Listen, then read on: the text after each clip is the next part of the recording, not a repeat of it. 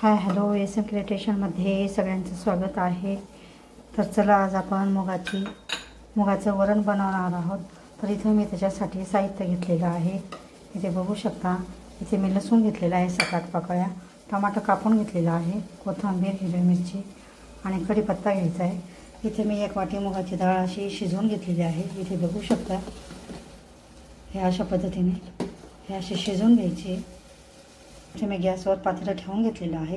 याच्यात 2 चमचे तेल टाकायचं आहे। इथे मी आता हा लसूण ठेचून घेणार आहे बारीक खलबत्त्यामध्ये।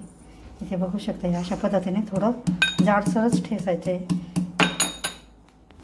तर इथे बघू शकता, आपण असं लसूण ठेचून घेतलेलं आहे। सगळे मसाले घ्यायचे। आता आपण पातेल्यामध्ये 2 चमचे तेल टाकून घ्यायचं आहे।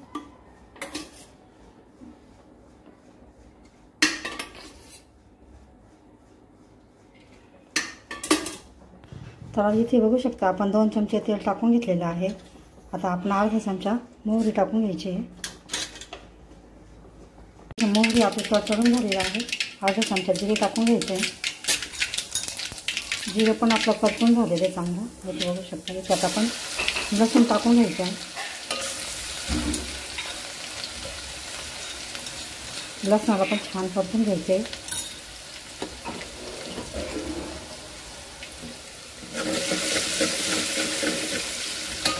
त्याच्यामध्ये आपण हिरव्या 2-3 मिरच्या टाकते, 2-4 अर्ध्या कट करून मी अशा टाकलेल्या आहेत। तिथे बघू शकता, याला पण छान परतून घ्यायचं आहे। इथे बघू शकता, आपला छान असं लसूण लाल झालेला आहे। आता आपण टमाटे टाकून घ्यायचे। टमाट्याला पण असा 1 मोठा टमाटा मी इथे बारीक कापून घेतलेला आहे। टमाट्याला पण छान असं परतून घ्यायचं ह्या अशा पद्धतीने। इथे बघू शकता, टमाटे पण आपले छान परतून झालेले आहेत। आता आपण कोथिंबीर टाकून घ्यायची। कोथिंबीरला पण चांगलं परतून घ्यायचं फोडणीमध्ये। अर्ध्यापेक्षा कमी थोडा हळद टाकून घ्यायची आपण। हळदीला पण चांगली परतून घ्यायची आणि लाल तिखट टाकायचं आहे। लाल तिखट तुम्ही आवश्यकतेनुसार टाकू शकता, 1 चमचा किंवा 1.5 चमचा। तर मी ते 1.5 चमचा टाकते। हे तिखटच वरण छान लागतं। हे अशा पद्धतीने आता आपण याच्यातमध्ये छान असं हे फोडणीत मिक्स करून घ्यायचं आहे।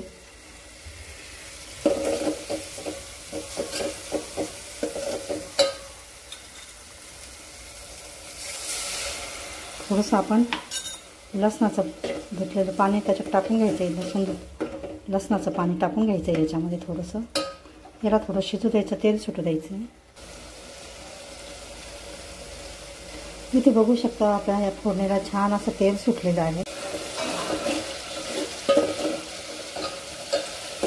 तेल सुटून झालेलं आहे।